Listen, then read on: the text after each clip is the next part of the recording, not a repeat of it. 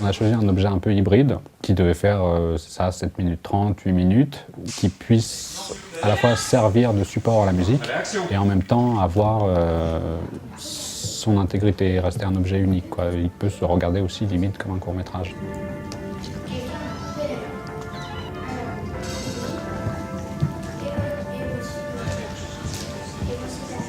C'est au moment où je suis arrivée sur le plateau le premier jour, où là tout d'un coup j'ai vu les 40 figurants, l'équipe technique qui était une équipe de court-métrage, toute l'installation de lights et tout, et je me souviens très bien de m'être dit, je suis complètement cinglée.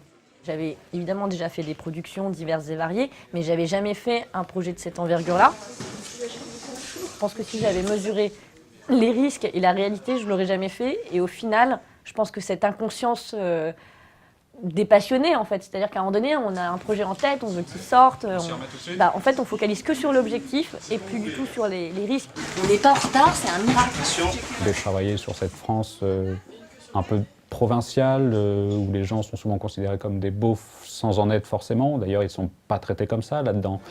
Ils sont très réalistes, certes, ils peuvent paraître un peu pâteaux, un peu bourrus, mais ils sont moteurs de leur propre choix, ils sont moteurs de leur propre action.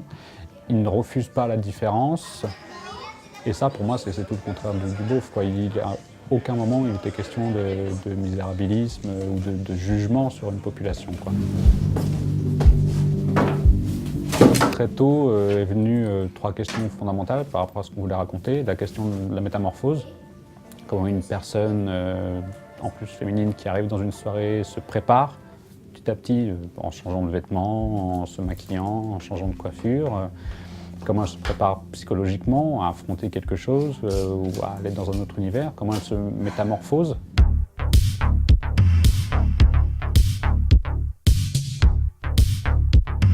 On n'est pas dans du document ultra réaliste, on n'est pas dans de l'onirique ultra abstrait, on est entre les deux.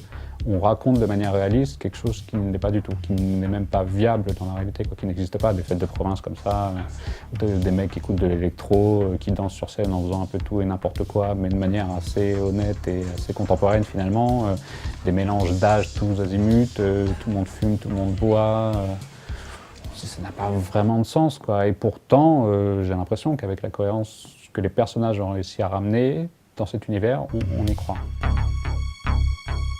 Seul dans ce bar, tous les regards. En fait, il y avait une idée de créer un discours très subtil, très féminin sur la perception de la créativité, sur la perception de l'originalité des choses, et la confronter à des regards masculins. Et c'est pour ça que nos personnages dedans, que ce soit Anton, que ce soit elle, ont tous des brèches, des certitudes, qui font une espèce de jeu de ping-pong, de mise en abîme totale de cette réflexion-là, en fait. Quand t'arrives sur la douche, je crois que tu t'arrives vraiment. C'est cadré, merci. Ok, action.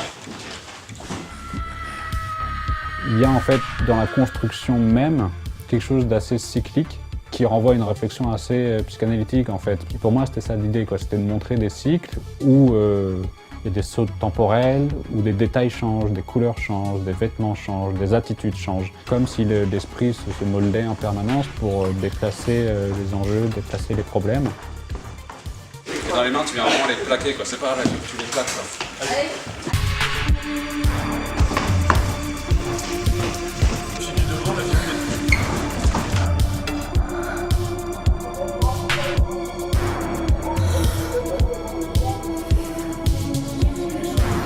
Ce qui était vraiment compliqué, c'était le fait de vouloir faire une œuvre assez subtile dans son traitement, où tous les enjeux et toutes les intentions ne soient pas forcément identifiables tout de suite par tout le monde, où il faille aller creuser un peu, que ça peut rendre confus, même si on est attiré et qu'on a envie de comprendre, on a envie de voir, mais il y a des questions qui restent en suspens, qui mettent du temps avant d'être résolues.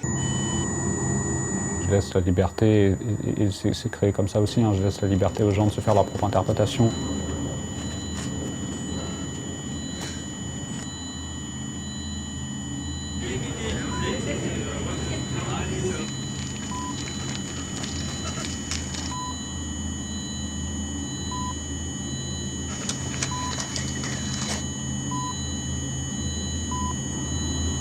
C'était un tournage très dur, hein. C'était sur 2 jours. On commençait à 6h du matin le matin, on finissait à 2h du mat le premier soir. Le dimanche, c'était à nouveau 9h sur le pont. Jusque le soir, on n'a eu que 2 heures de retard, ce qui est un gros miracle vu qu'il y avait plein de séquences. On a fini à 11h.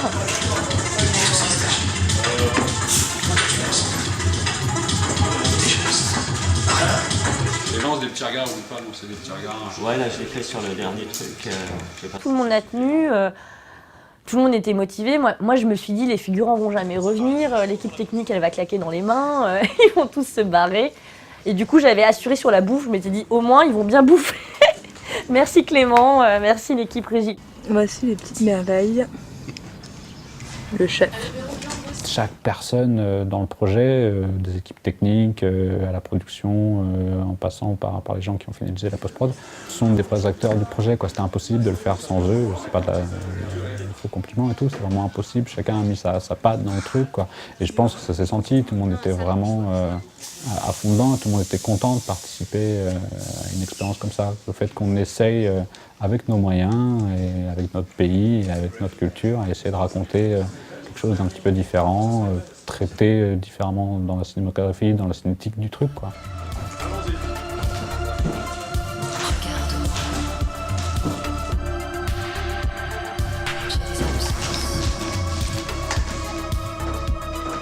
Mais qu'est-ce qu'on attend ensemble?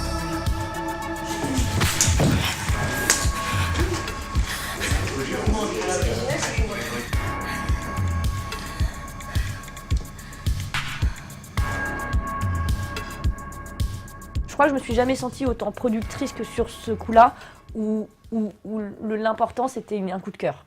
Et il fallait que ce projet il sorte, quoi. Même si c'était aussi dur que passionnant, quoi.